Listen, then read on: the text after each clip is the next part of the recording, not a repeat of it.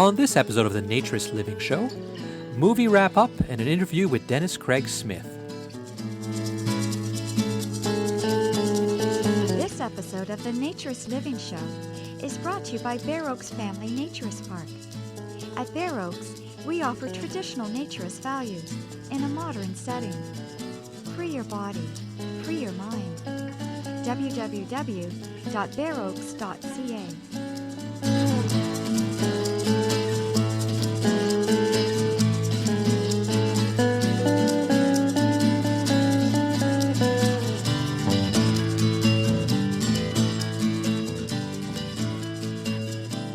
Welcome to the 33rd episode of the Naturist Living Show. It's summer here again at Bear Oaks, and it's wonderful to be recording outside and have the warmth and the sunshine and, of course, not be wearing anything. But, of course, I always respect you, my dear listener, by always recording without any clothes on. This episode, as usual, is brought to you 100% clothes-free.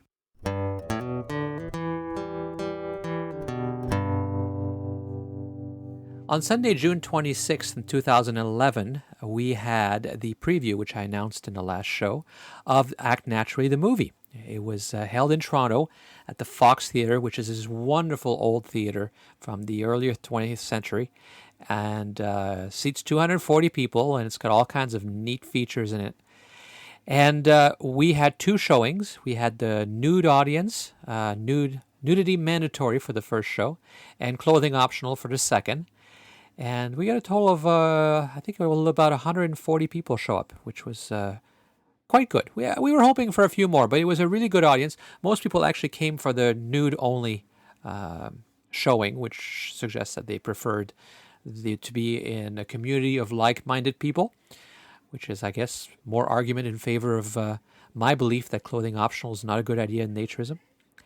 And we were honored to have four people here from the show. We had two of the actors, Katie Hall, who plays Leah, and Josh McVaney, who plays Trevor. We also had J.P. Riley, the director, and we had Maya Cooper. She is the supervising sound editor. They all stayed at Bear Oaks. They were there for a few days, and we toured them around Toronto afterwards. I took them for a tour.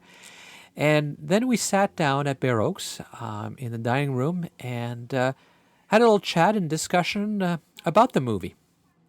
And, of course, I recorded it for your benefit, so here's that discussion. Okay, so why don't we start by each introduce yourself, like your name and what you're doing in the movie. Okay. Hey, my name is Katie Hall. I co-wrote, co-produced, and co-starred in Act Naturally. I played Leah Collins. Hi, I'm J.P. Riley. I am the director, writer, and co-producer of Act Naturally.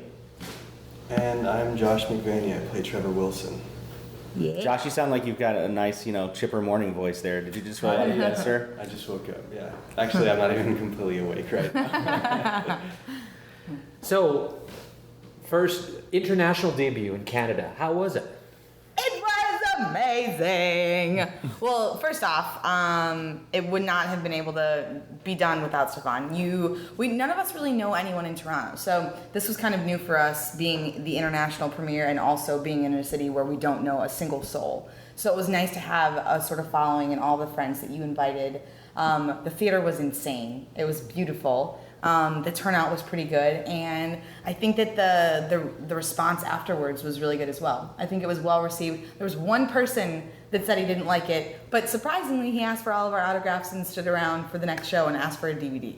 So I hate it. Give me your autograph. That was my favorite part. It was like, what'd you think? Didn't like it. Can I have your autograph? Sure, I guess. What's your name? Don't need the name.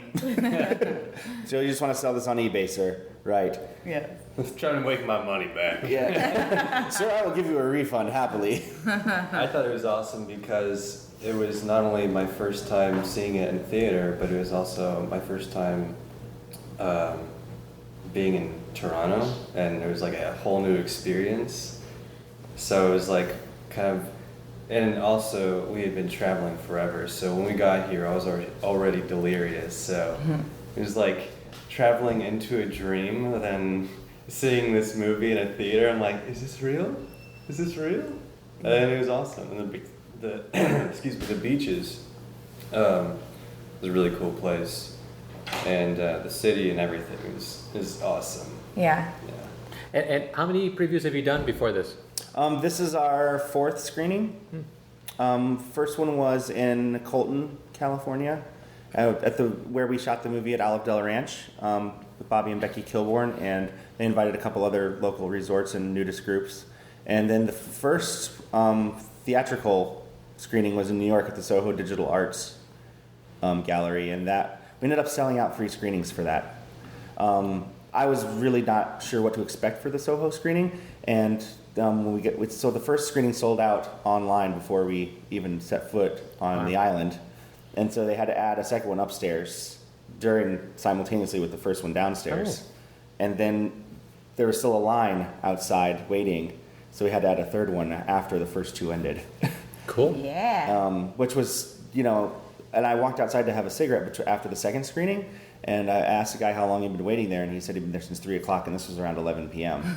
Wow. And where was he from? Yeah, this is where it gets good, because I was like, well, I'm sorry to make you wait so long. He goes, I drove all the way from Vancouver To New York. to New York. Wow. Just as he wanted to be at the first public screening. So adorable. And so we're going back there on July 15th. We're doing another screening there, but just because there was... Popular demand, apparently. Yeah. A lot of people said they still missed it and weren't able to make it or didn't know about it.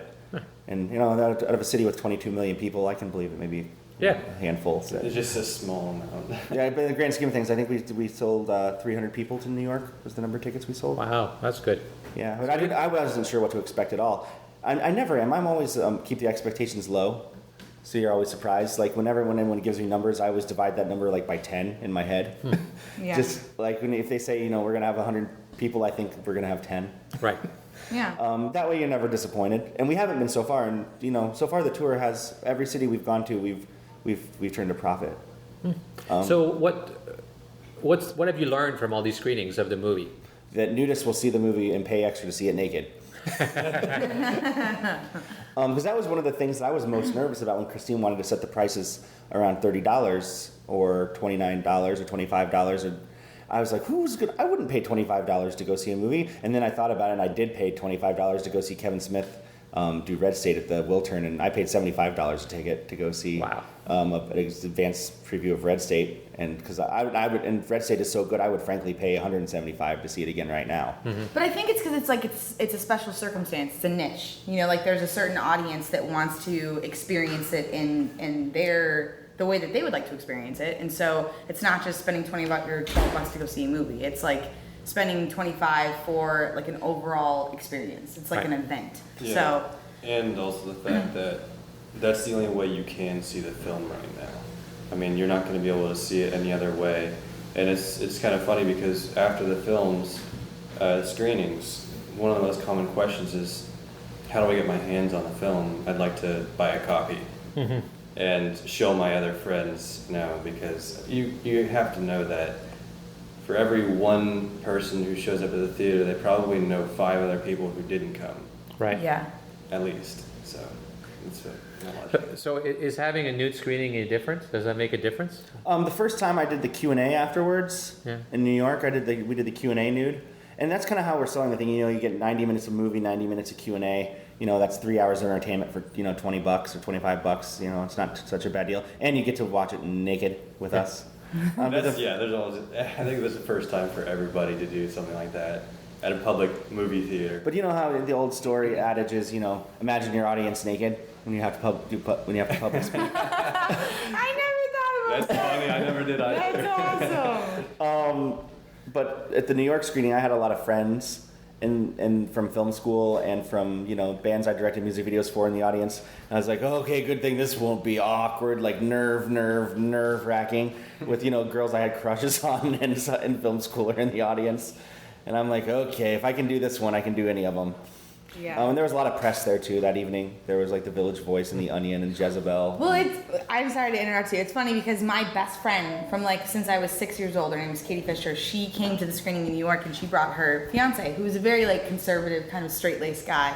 And Fisher was like, "So, sweetie, is it weird to see Katie naked?" And he was like, "Nah. I mean, because of her personality, I feel like she's naked all the time." I was like, "Oh, I like that. That's kind of, I'll take that as a So compliment. were they naked or were they dressed? No, they weren't. They were pretty much at the screening. Every single person was naked, except for maybe 5 people. Fisher and her fiance, and then Liz. That was one of my favorite parts about when Fisher walked in. She kind of like put her hands around her skirt, like I should really take this off. I think, yeah, and I think it said a lot about. I mean, her fiance is fantastic, but he comes from like a very conservative family, and she was about to, and then you could see her like kind of look over at him, and then be like, He was like, "No, woman."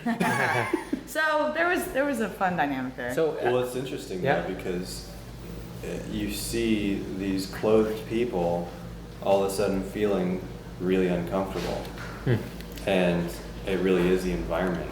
And when you're exposed to that environment, you see all of these people interacting with each other. They don't have clothes on, and they're not banging each other. You're like, you already have like these premonitions of what's going to be happening. When you do get into that environment, you don't see that, and you see something completely different. And I think that's pretty awesome, because the people who do walk in the theaters and they are clothed, they're feeling really uncomfortable. yeah. Yeah, I think people have said, why do you want to see a movie naked? Like, really, it's not like you're at swimming or you're at the beach or whatever. Yeah. But we did this with a play too, and in this play there was a lot of nudity. The women spend most of their time nude because it was about being painters' models in the beginning of the 20th century, right, in Paris. Like sirens. Yeah. And I thought it was a more honest way of watching them, because we weren't there as voyeurs anymore, and they weren't exhibitionists. You know what I mean? They weren't showing themselves because we were all nude. It was now about the play, and I kind of felt that here too. You felt like you were part of the movie more because we were all nude with you guys on screen. You know what I mean? It's officially interactive cinema. Yeah. Well, it's a little bit like that. Like when you go to some movies and you dress up because people are really into it, and they dress up for Star Wars like they're Darth Vader or whatever. Yeah. This was being part of the movie because we were with you as opposed It's to interactive, just yeah. we weren't just watching. But the Q&As have been really, really fun. And some of the questions, and the thing I like most about doing these Q&As is ordinarily, I do a lot of Q&As for like music video conferences and film festivals where I have a music video screening. And it's always the same 5 questions. It's always, what was your budget? How did you become a director? Will you look at my reel? Will you look at my resume? How did you get your foot in the door kind of questions? And these were not those at all. So that's what's so refreshing about these Q&As is we get fresh questions and fresh answers, and it's not the same old, I'm sure by the end of the tour, I'll be like, oh, it's the same 10 questions from nudists. But it's not, because, you get completely fresh questions, and that, in turn, means we get to come up with a completely fresh set of answers. So the whole thing's been really invigorating, and it really put a really fun spin back into the question and answer. Did you do any previews with dressed people? This was the first one here. No, with dressed people. We did. Oh, no, LA. In LA. LA, we did one in LA. LA was specifically for like our friends and family. That there was a few nudists that came from a blog that he did, but it was. I think that one was really well received just because it was our closest friends, people that have been asking for years, when can we see this? Yeah, the Los Angeles screening was fish in a barrel because, my sister's not going to show up and say, like, your movie sucked. Which actually is funny because she did say that on the first cut. She said it on the first cut, but she liked it this time. But no, it was actually kind of funny because we had a little under 100 people there. This was a really good turnout. And I had 3 friends text me on their way there and be like, should I come naked? What should I do? And I was like, no, it's okay. But I love that that's people just understand that if you see this movie, there's going to be a 95% chance that you're going to see it naked. But it was a really good night. Optional or not? This was clothing required because it was at a local bar. It just happened to have a screening. So did you notice any difference between the clothed audiences and the nudist, naturist audiences? I think the biggest thing is the laughing points. Most of the time, the nudists laugh at the jokes that have something to do with nudist community. So if Corey is saying something about how asking Liz to free up and take off her clothes. There's just different jokes that are. For example, the mangina monologue sequence gets either a huge laugh or crickets, and it depends, regionally or geographically. I think where people don't, in places where there isn't necessarily a huge community theater scene or an art scene, I think it just goes over their heads. But that's usually one of the bigger laughs in the movie, or it's just completely dead air. Right. And especially in I've watched the movie at several agency screenings for agents and managers, and those are completely different laughing points than. I've never made comedy before, or produced comedy before, where you always know where your laughs are. You kind of know what's funny and what's not. And what's interesting about this film is that the laughs are the movie's never not gotten laughs, but the laughs are in completely separate places for nudist versus non-nudist. Yeah. I think it's because the awkward laughter for non-nudists, and then there's the funny because it's true laughter for nudists. And I think that's where we kind of. I mean, our asses hasn't gotten sore yet from straddling both sides of the fence. Well, I noticed that from one screening to the other because I sat through both screenings. And the second one was clothing optional. Even though there were less people in the audience, I recorded on my phone the first movie because I wanted to know for myself, like, what was the fun. Where your jokes were, if your laughs were working or not. I was just skipping forward to my scenes. Oh yeah, they really liked me. No, but it's so true because when you are naked watching the film, it's like you're a nudist and you're in that community and you're right there with them. But when you have clothes on, you're kind of like watching a nudist movie. That's the way I see it anyways. And it was funny because I walked outside and I came back in and I had my clothes on and I was just still like, I kind of felt like those people who just just a regular person watching a nudist movie, and I was like, okay, I'll take my clothes off. You're like the first page of Where's Waldo? Yeah. Stuck out like Mike Tyson at a pride parade, and he walks back into that theater with clothes on. Yeah. So, JP, you and I have already talked about that you were a naturist, so this is why you kind of got into this story. Write what you know is what my professor, my screenwriting professor at Northwestern said, write what you know on the first day of class. And I said, well, I know playing in a mediocre rock band that's marginally talented. I know owning a landscaping business, and I know going skinny dipping. There you go. So I said out of those three kind of topics, I figured that might be the best one to write about. I did not know that it would take so long to bring it off the page and onto the It's been 3 years, right? Or 11 since I started writing the script. 11. 3 years of production? 3 years of production since we started shooting it. It took me 7 years to get the financing together and before we even started rolling a single frame. Now, Katie and Josh, you were not naturists before, Yeah. but you're sitting here, obviously very comfortable. Yeah. You do Q&As in front of people that are dressed sometimes. We're not naked. Yeah. Oh, you gotta get out now. For all those sitting at home, we are sitting right now at the Bear Oaks clubhouse, and we are definitely adhering to the rules of the resort at this moment.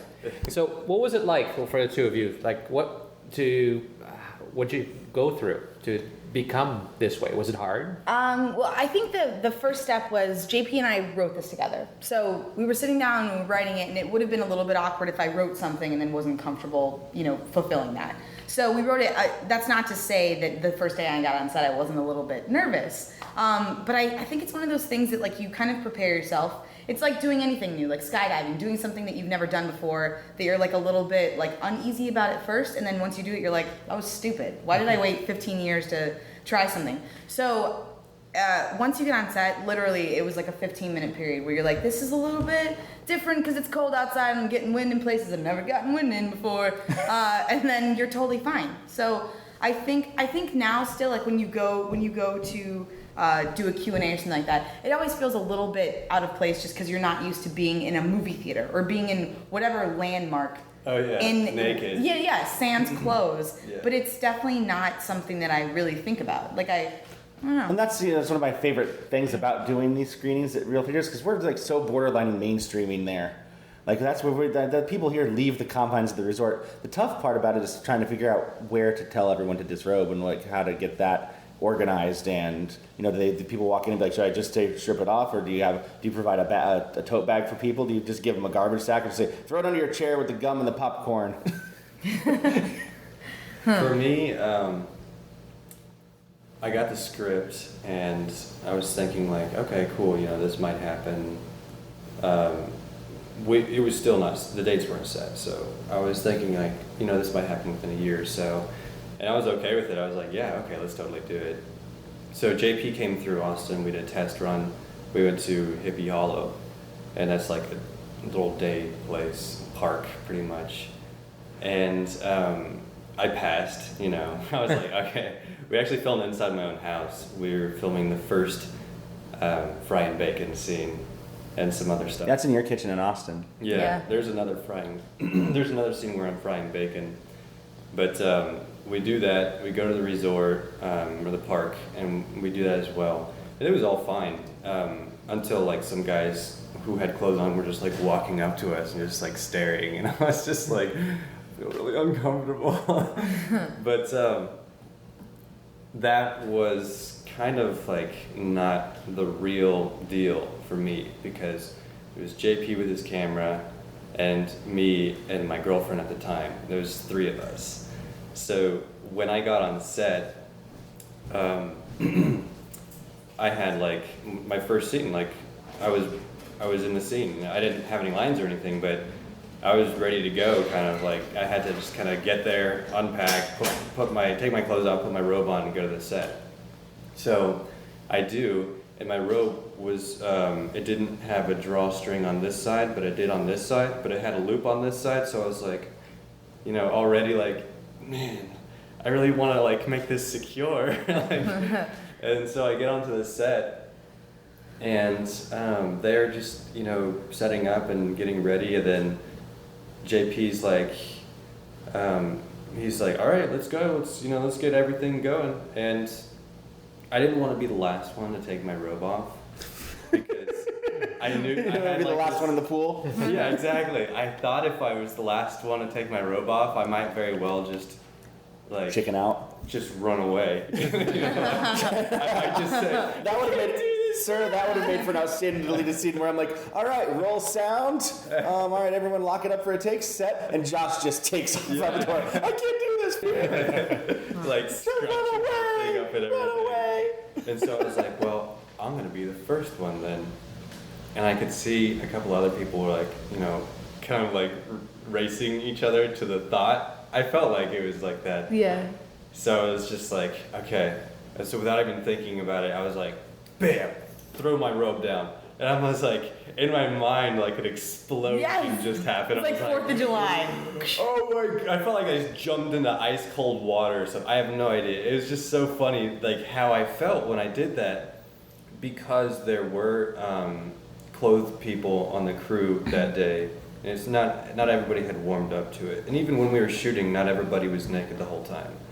And, you know, everybody was okay with that. But I just took my robe off, and it was like, once that 5 seconds went by, I kind of like opened my eyes again and just kind of saw my surroundings, and I was like, okay, everything's the same. I thought like the whole world was gonna be on fire or something, and like nobody's like, you know, it's just so funny because you expect something completely different, but you don't know what to expect. You know, for me at least, I was just like, I know something crazy is gonna happen when I take this robe off. And, you know, and I took the robe off, and it's like, nothing crazy is happening. We're just gonna continue acting and enjoy our milkshakes. And I'm like, okay, I'll just act normal then, you know. And so I was just like, all I gotta do is act naturally. But yeah, I did notice like it was windy up there, and I was like, oh, this is awesome. You know, I'm getting wind in my butt crack and my balls and everything. And I've never felt that before, so it was pretty cool. And you're totally comfortable now. Yeah. Did you have any concerns though for professionally for your career?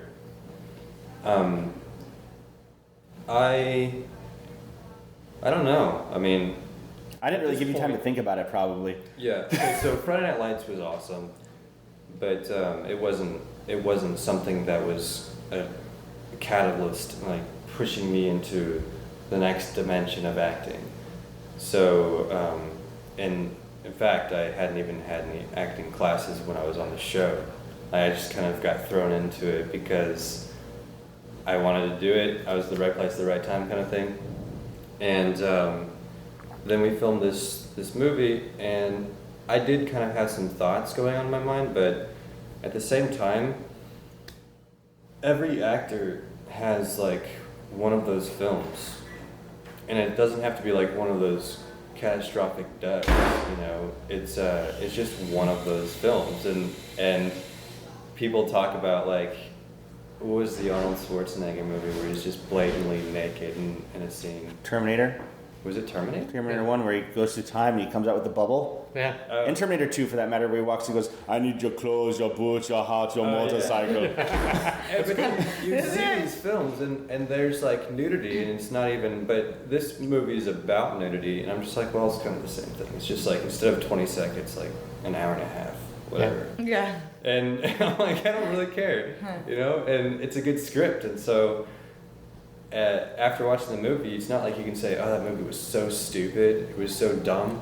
Because, that's kind of what I was hoping people wouldn't say. Well, you can't. Like, you would be looked at as like, wow, you're really shallow person because this movie's about accepting yourself, you know? Yeah. So you're kind of like a really big jerk saying, like, go dig a hole and bury yourself. I think if we were all really embarrassed by the film, if the film had a really sucky, weak plot line, and if it wasn't shot well or done well, then I would be embarrassed by Or it. exploitive. Yeah. But the sheer fact that it's a movie that has to do with nudity and is not like exploitative, I think that we're good. I don't think I'm ever going to be embarrassed by But it. Katie, as a woman and an actor, there's even more of a stigma about doing nude scenes. You weren't concerned about your career? Oh, I'm not, yeah. I mean, I was definitely concerned for a hot second. I mean, we talked about it, but I think that having JP, I mean, he's one of my closest friends. I know that he would never ever do anything to downgrade this film. I know he wouldn't shoot it in a certain way and wouldn't like light it in a certain way to make us look like we're flaunting stuff that we shouldn't be flaunting. Like it was literally all of a sudden, I'm just like, Katie, here's the baby oil. Go lay down by the pool. I mean, definitely like in the outtakes, JP would be like, boobs. But like, I think that having him there with me made me feel at ease enough to know that the film would be in good hands. So you trusted me against like, your better for instance, judgment. I work on a show right now, which I will not name, but it's an HBO show that is there's a lot of boobies and ass, and that might be something that could be embarrassing to my career and could hurt my career. Act Naturally, on the other hand, is not.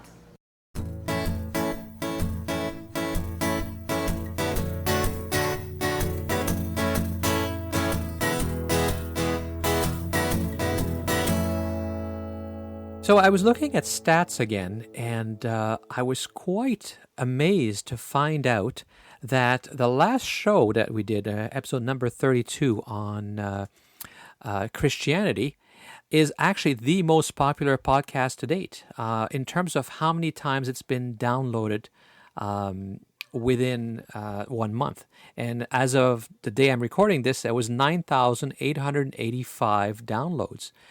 I've never had a show have so many downloads within 1 month, or within the first month in this case. So it's not actually the most popular show. The most popular show is a show about women in naturism that I did. It was episode number 17. And that one's been downloaded over 36,000 times.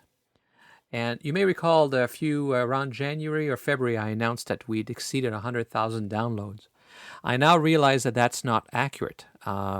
It's actually a much higher number than that.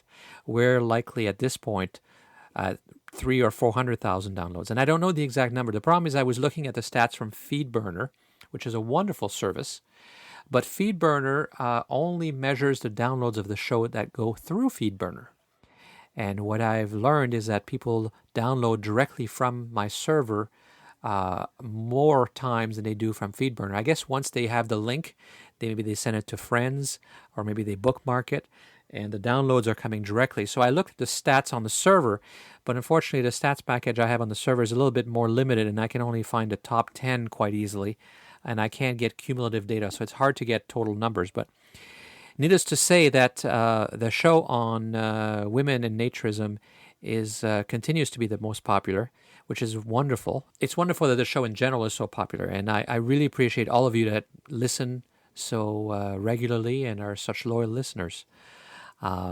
It's also nice because I know that women are the ones that can have a really hard time in our society, as we've talked about in other shows, and women are the ones that may have a harder time with the idea of taking their clothes off in naturism. And so what's nice here is obviously people are listening to this. Either women are listening to it so that they can learn what naturism is about, or men are listening to it to better understand women. But I know that nobody's listening to it because they want to get a thrill, because there's no pictures. It's just people talking about naturism. So that's really comforting, because unfortunately, when you do a magazine or a video, as good as it might be, there's a number of people who are looking at it because they still see naturism, they still see the human body and nudity as a turn-on, as a thrill, as something to objectify, and a type of soft porn. So obviously that's not the situation here.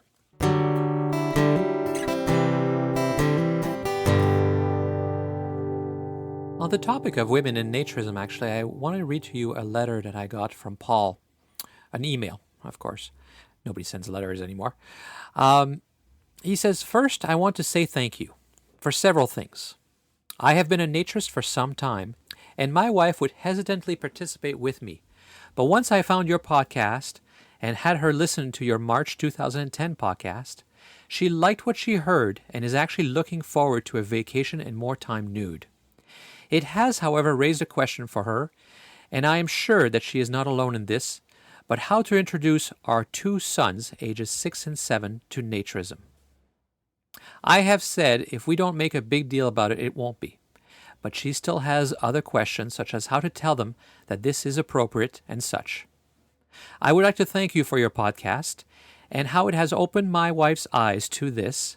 Keep up with the wonderful podcast, and I look forward to coming to Bear Oaks sometimes in the near future. Blessings, Paul." So, of course, these emails, as many of the other ones I've read, are incredibly rewarding. And it's really nice to know that the things that I say can help people discover this wonderful movement, this wonderful life philosophy, this better way of living and interacting with each other. And in terms of children, it is a topic that we will have in the future. I have actually a lot of material recorded. I'm actually finding it intimidating because I want to do a good job, and there's a lot of things to talk about. What I said to Paul was that my experience is introducing young people at that age, 6 and 7, is to not make a big deal of it at all and to just mention it, to just say, hey, we're going to a place where you don't have to wear a bathing suit and nobody else does, and it's a lot of fun. And kids may have a question or two, but generally if you don't make a big deal of it, they don't think it's a big deal, and it seems to work quite easily. They might be a little anxious until you get here. When they see everybody, they'll have a great time, and it'll be quite simple. And in terms of what they say to their friends and all that, those are good questions. Generally, it's not a problem, but I'll leave that to a future show. But on that subject, I had the privilege of talking to Dennis Craig Smith. He's the author of a book that was originally called The Naked Child and was retitled for political reasons as Growing Up Without Shame. The publisher of the book thought that The Naked Child might be a little too racy or problematic in terms of law enforcement, so that's why it got renamed Growing Up Without Shame. And if anybody has any question about children, if anybody wants to know about naturism and children, that is the book that everybody should start with. And it is available through the Bear Boutique, and I'll put a link to it in the show notes, of course. More interestingly, I had a chance to interview Dennis Craig Smith because he has a new book called Naked Fear that he also wanted to talk about. But we also talk about Growing Up Without Shame and how that book came about to be. And what follows is my discussion with him. So it's a great honor.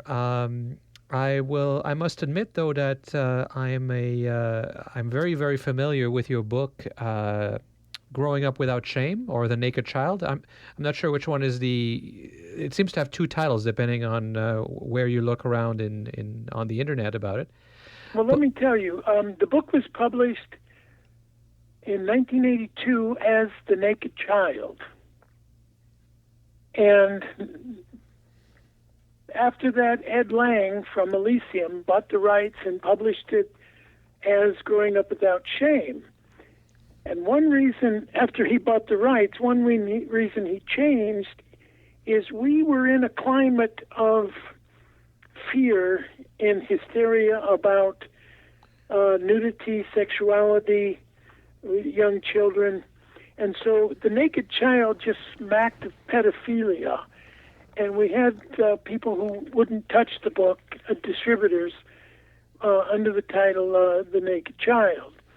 So Ed combined the title, but focused on Growing Up Without Shame as the main part. The book was originally published as The Naked Child in '82, and then as the Growing Up Without Shame in '86. So we've had a long run, and it can be purchased off the internet and from a couple of sources like that. Yeah, we do have a few copies in the Bear Boutique at Bear Oaks, which is also online, but it wasn't easy to find those copies to sell. So why don't we start also by, I'd like to know a little bit more about yourself, because other than that fact that you're the author of Growing Up Without Shame, I know very little about you. Well, the most important thing probably is that I'm a teacher and writer. I was a elementary school teacher for 35 years. I retired about 7 years ago.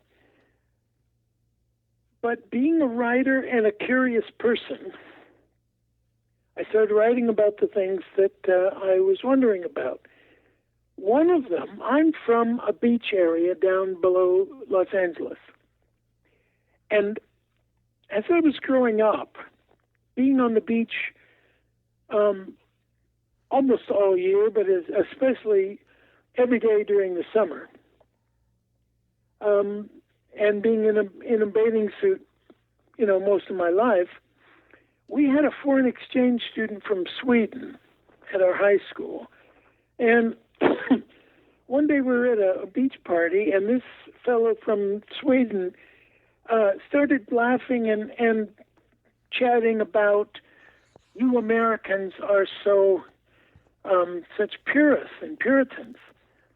And he was saying that we put a two-piece bathing suit on a 3-year-old child, but tell her body is beautiful, but don't uncover certain parts of it.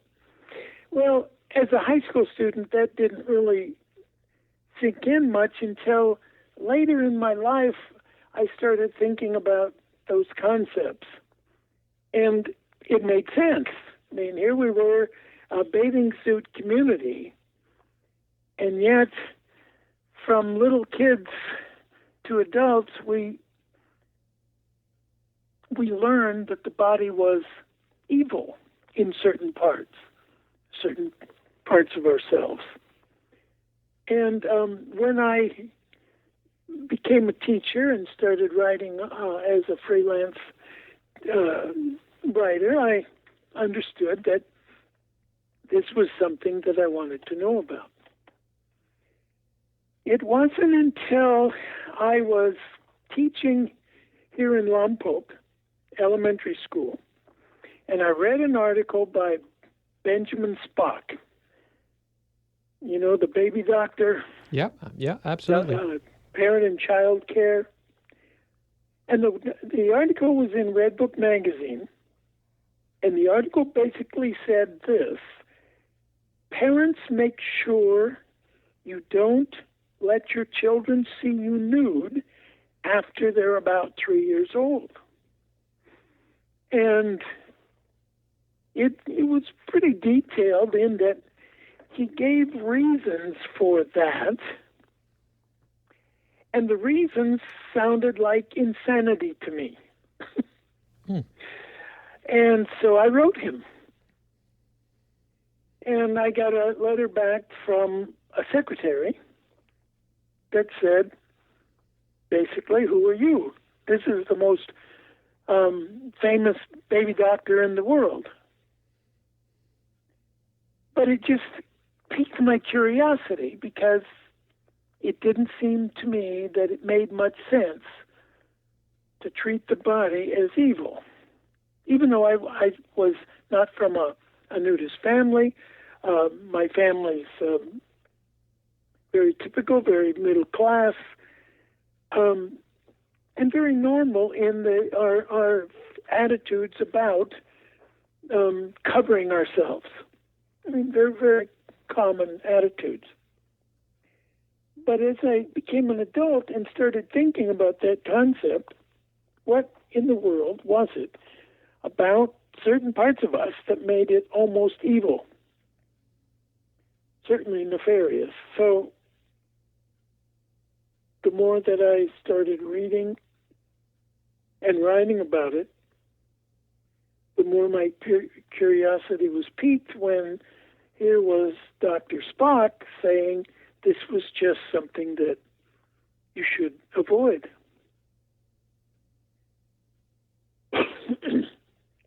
One of the things that he based that on in his article was that when he was a young man with a 3-year-old son, Dr. Spock was shaving in his bathroom, and he said he was nude, and his son came in, 3 years old, and reached up and struck at his naked penis, and his conclusion was that his son was obviously resentful. And it seemed like to me that the obvious thing was here was some appendage that was about head high to this 3-year-old. Mm-hmm. It would be natural that he would, be curious about that. I didn't see any resentment. So I just started writing to Spock and reading as much as I could, and then becoming aware of there was an actual movement of people who went nude. I really hadn't thought about it before then, and didn't know much about the existence of nudism or philosophy. So that's my connection. Now, I have, as I said, grown up at the beach, been involved in outdoor sports. So most of my life was spent with very little clothing. But I started realizing that as I thought about and wrote about a body acceptance philosophy, which it didn't have a name yet. I hadn't even thought that much of it out, but it occurred to me that I really did enjoy the comfort of being without clothes, even though it was always a private matter at that time in my life. You know, if I was backpacking or hiking by myself or swimming, I like to be nude. Mm-hmm. But when I wrote to Spock and his correspondence to me was basically, how dare you quibble with what I said because you know who I am. I decided to write an article and tried to sell it to Red Book magazine, an article that just looked at the literature. And when was that? The article was in 1976. So from 1976 to 1982, those 6 years I spent writing an article to sell on the literature about body acceptance. What I wanted to do is look at the research literature. I wanted to see the scientific, if Dr. Spock, and there were others, Dr. Joyce Brothers, Dr. Fitzhugh Dodson, who wrote the books How to Parent, How to Father, How to Mother.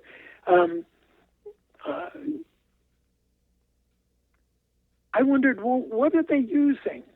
What empirical data are they using? So that was the idea behind my article. Well, what I found was there wasn't any. I found a round robin of quoting each other. And I found a man named Sandor Loran, who wrote, a psychiatrist who wrote in the 30s, after going to Sky Farm for one day, he wrote about parents parading around and he used those words, so it became part of the anti-nudist mantra, parading around in front of your children, unconsciously seducing them. Wow. Well, Sandra Loran was a psychiatrist, a one-day observation at Sky Farm in New Jersey, and it just seemed like idiocy. I mean, that's not science. No. I'm not a scientist, I'm a teacher, but nonetheless, I know something about science and the scientific method. So I decided to do this article, and I went to Elysium, made contact with Ed Lang at Topanga. Do you know of Ed Lang and Elysium Institute? Yes, absolutely. There in Los Angeles? Yep. Well, I was meeting with Ed, and my wife and I were in talking with him, and Ed Lang said, why don't you forget the article and write a book? I hadn't even given a thought, you know. Right. But what I was aware of, and when he said that, it came together. What I was aware of is that an article wasn't sufficient. Because, first of all, there was no empirical data. There was no study or studies that showed that children being exposed to adults nude or children being exposed to other children nude was nefarious, that had deleterious effects. I just realized that there hadn't been.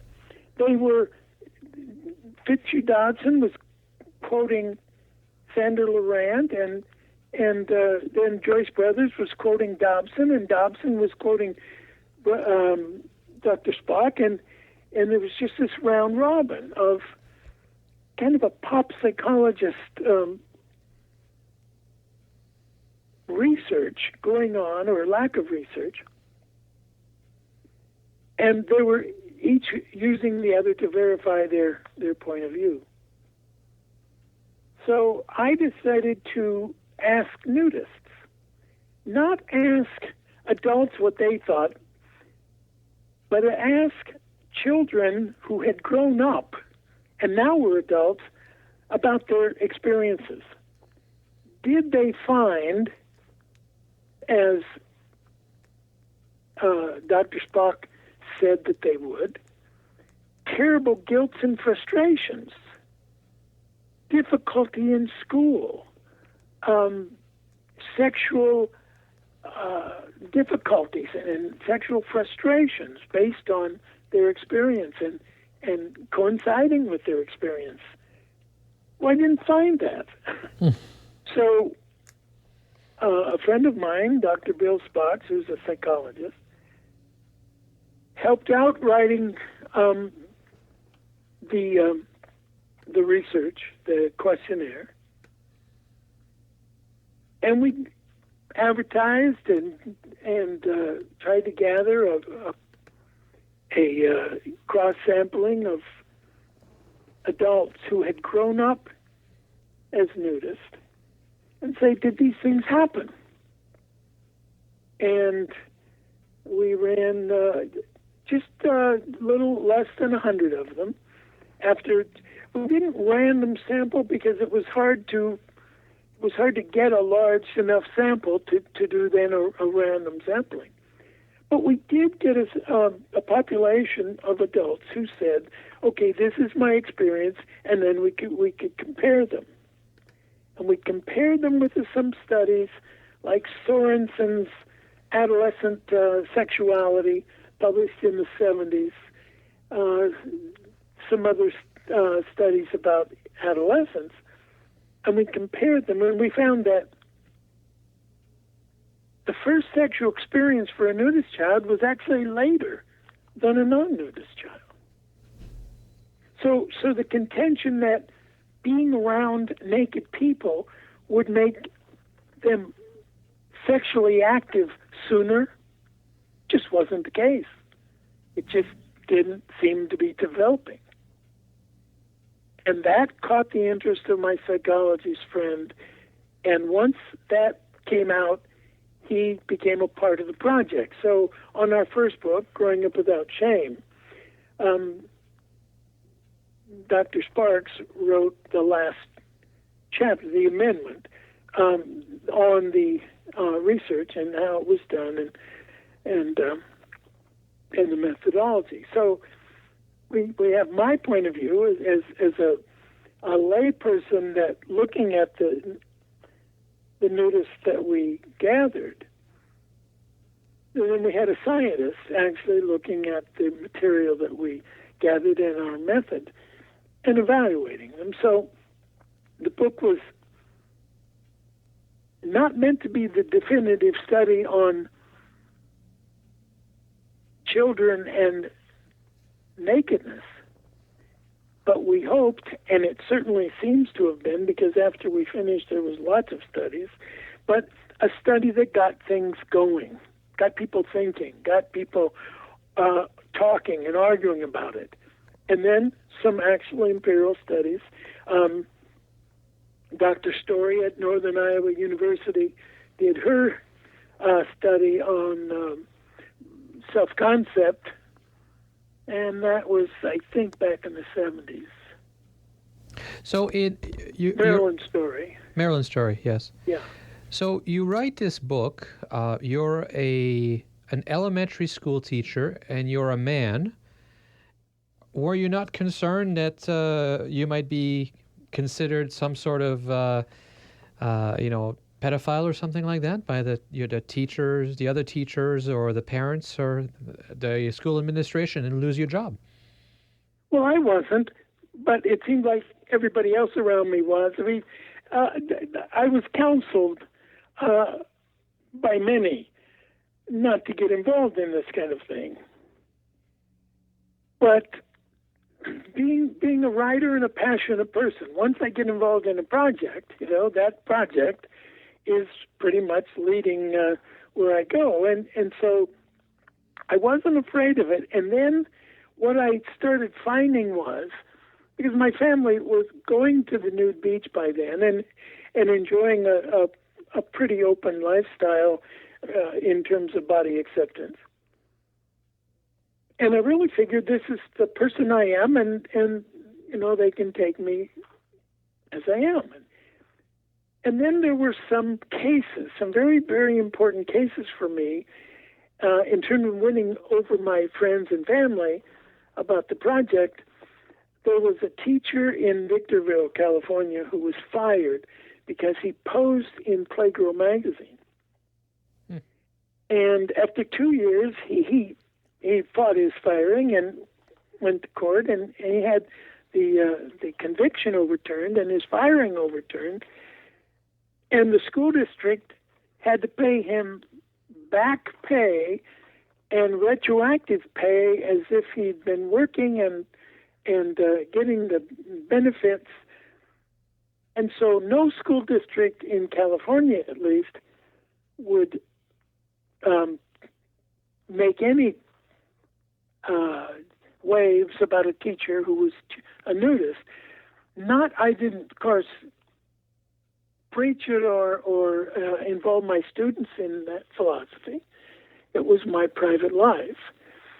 And then the proof came when the book was published in 1982 as The Naked Child. And it was publicized here in this county and throughout the state. And we had some national publicity. I was on a couple national radio and television shows. And it actually wasn't a problem at all. I mean, there were a few parents, I suppose, but no one voiced any real objection. After all, it was a book of an attitude that really existed, a movement that really existed. And so, no, I wasn't, and I didn't have any problems at all in that regard. And so since the publication of that book, what have you been working on? Well, after Growing Up Without Shame, I spent an awful lot of time lecturing on that book and on the study and on what we found. I've spent a lot of time at universities in Southern California lecturing in human sexuality classes and related disciplines about body acceptance. I'm also, at this point in my life, very involved in the naturist movement. I was a friend, a close friend, I think, of Lee Boxendall. We were both kind of, he was forming his group and I was doing my research. We did a lot of correspondence. He visited, his sister lived in Santa Barbara area. So when Lee would come to see his sister, he would come and visit us. And, you know, we would share experiences and discuss long into the night. So because I had spent so much time talking about it and involved in it, it really became a major portion of my personality and my efforts. I still am involved in naturist. I will be speaking at the Western Gathering. Last year, I was at the Eastern Gathering talking about body acceptance and things that we dealt with in the book. But while I was doing the Growing Up Without Shame, there were some questions that occurred to me about, well, why are we so puritanical as a society? Why is American society so sophomorically giggly over sexuality and nakedness? And there was an idea there. It was germinating, but it hadn't organized itself. It hadn't come together. I'm talking with Ed Lang about another book, a next book.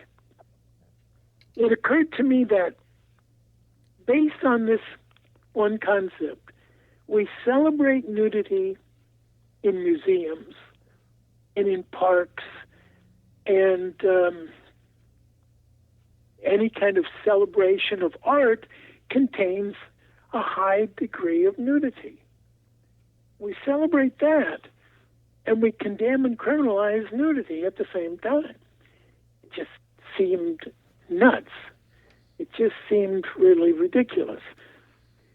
So that was the start of Naked Fear. I had an idea, but I didn't quite know where it was going at that time. But I came upon a book by Charles Mackay about popular delusions, published and written and published in the 1850s. But it had to do with why large groups of people get almost hysterical about certain things.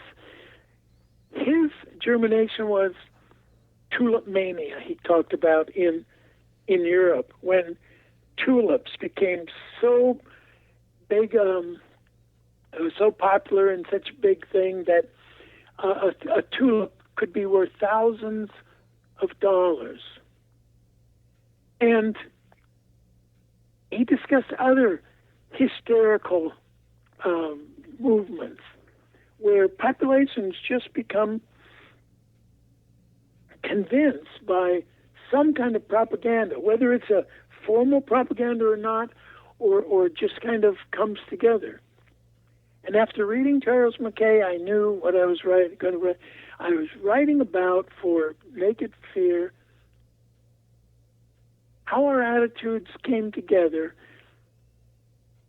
in terms of American Western attitudes, and looking at what are the components. So I came up with some guidelines, and then started working on Naked Fear. And Cease and I came up with the title Naked Fear because we really do seem to fear nakedness as a Western society. You know, today, especially with the television and the internet, we will show nakedness on television, but we will blur out those offending parts as if they didn't exist, or as if you saw them, suddenly you would become some kind of heinous criminal or oversexed person.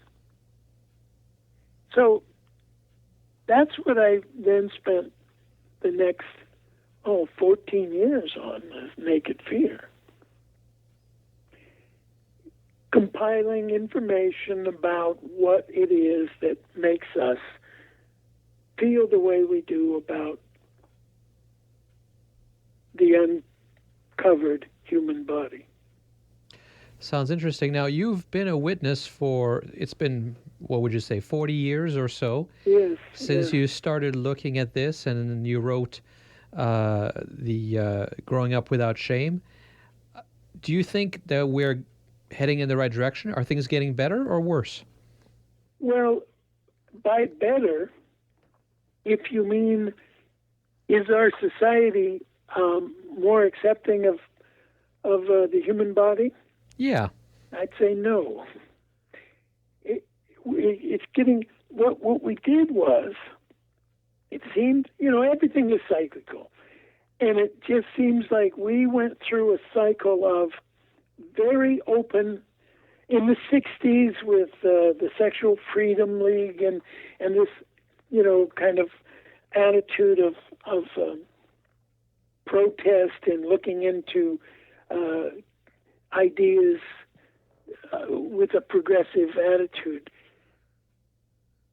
In the 70s, it seemed to hit the high point in terms of participation at the free beaches, at the nudist camps, nude therapy groups. There was the hot tub groups. There was, especially in California and Los Angeles, a lot of psychologists who actually had nude therapy hot tub sessions. That was in the late 60s and 70s. But, and I don't mean it as political as it might sound. It might be a reason, but I'm just naming the era.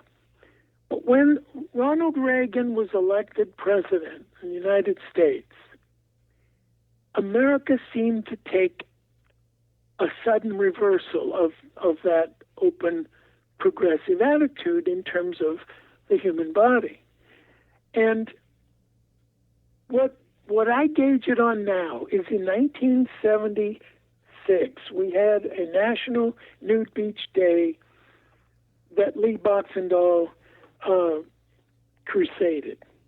We had that day, and I contacted people from up at Wreck Beach up in Canada on the Pacific coast, all the way down to Black's Beach. And I compiled the number of people, what number of people who were on the beach at that day. And it was almost as many people as the American Sunbathing Association, which was the name of the nudist group at that time, had as members. There were only about 35,000 people who actually had membership in the ASA at that time, and yet we had more than that on the beaches of California, Oregon, Washington, and Canada on National Nude Beach Day in 1976. So at least it was obvious that there was an awful lot of people going nude is either recreation or part of their lifestyle philosophy on that particular day, more than even held membership in a nudist organization. Well, today, at those same beaches, there won't be 200, 300, 400 people there will be 30 or 40 people. And why do you think that is? Why did people go away from this movement, from this philosophy? In America, we started thinking more conservatively, and I don't know why it took this turn and this cycle occurred, except from what I've said in terms of politically we got more conservative. We elected a conservative president who was elected by middle-class working people. When I was in college, I graduated from college in 1967. And when I was in college, the college was a bastion of progressiveness. It was where it developed. When I would go speak at the colleges in the 80s in the human sexuality classes, the conservative groups were as large in the major universities in California as the progressive groups, which was unheard of when I was in college. I can only guess at the reasons, except we started becoming more conservative in so many ways. And I say conservative with body acceptance at the core. People started looking at, young people started looking at the body as something that it wasn't the badge of liberalism and freedom and individuality that it was in the 60s and 70s. It started to be a much more traditional, religion-based, keep yourself covered kind of thing. So what do you see for the future? Do you see the trend continuing towards conservatism, or do you think that we're changing yet again? I see it changing yet again. I hope that books like The Nudist Idea and Nakedness and Naked Fear and Growing Up Without Shame will get people to think about the ridiculousness of having certain parts of the body so criminalized when we celebrate those same body parts in art.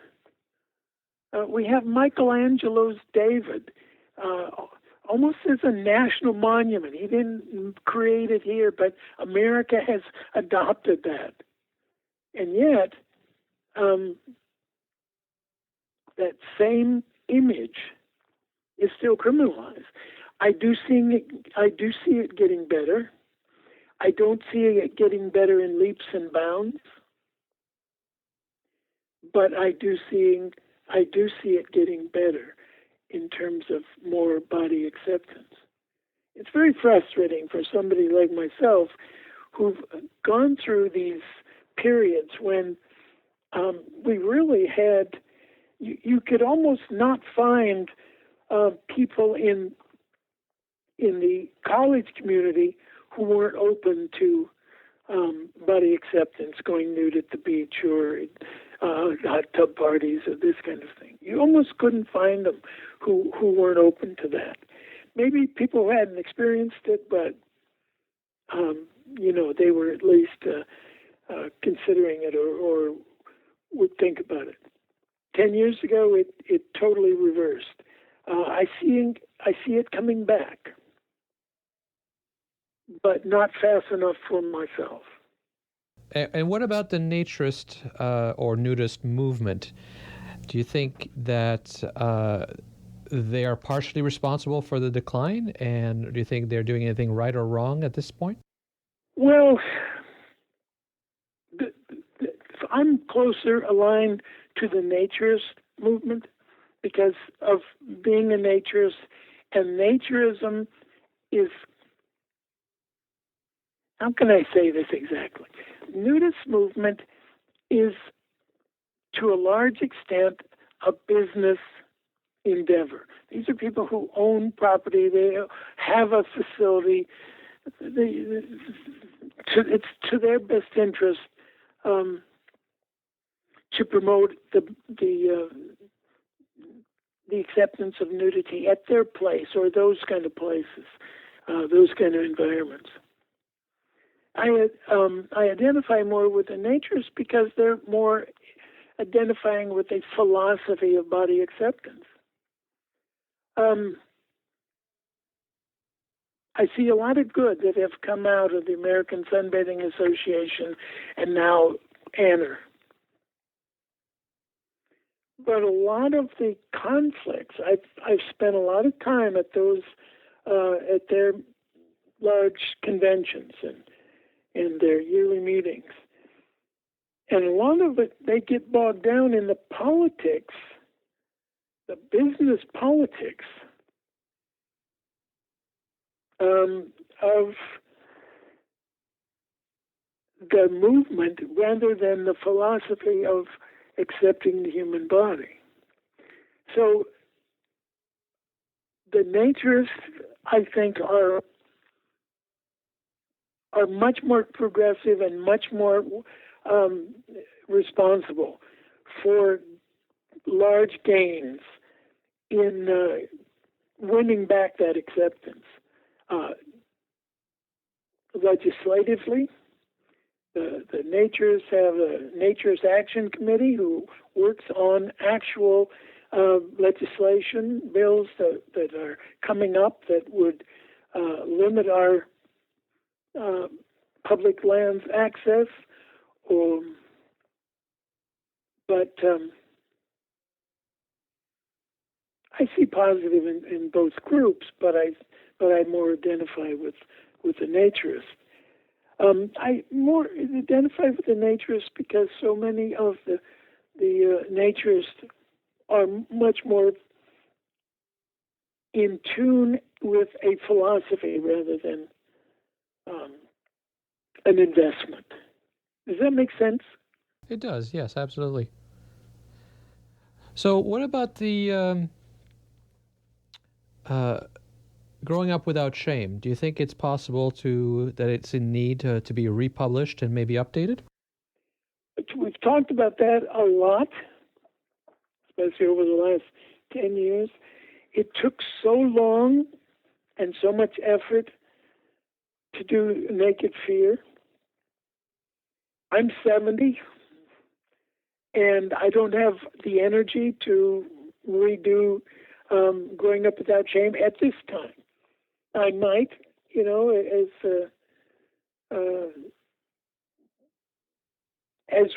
the further away we get from the publishing date of Naked Fear. The thing about being a writer, once you are published, if you are published, even with a large publisher,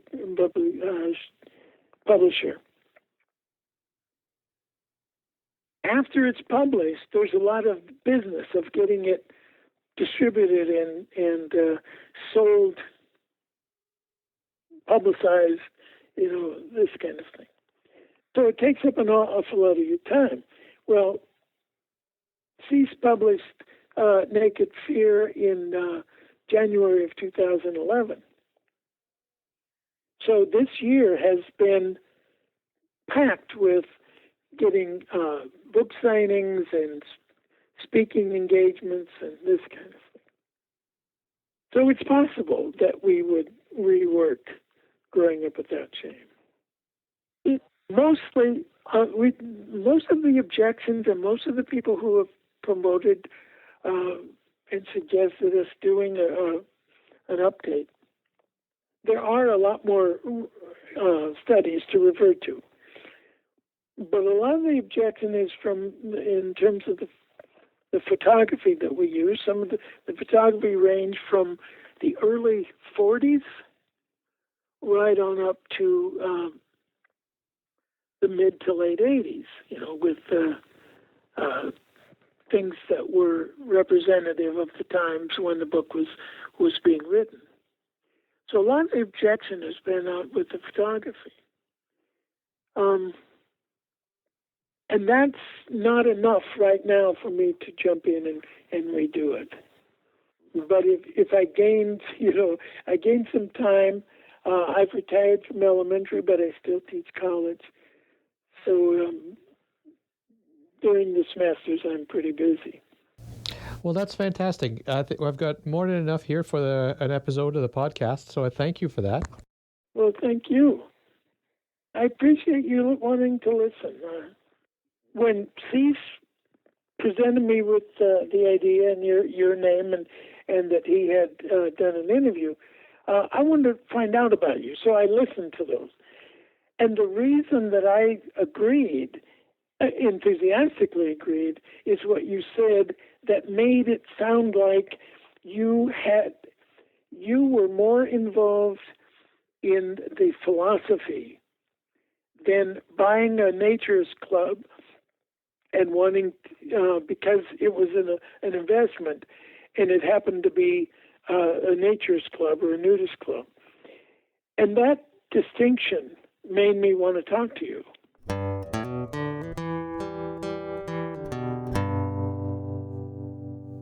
Well, that's all for this episode of the Naturist Living Show.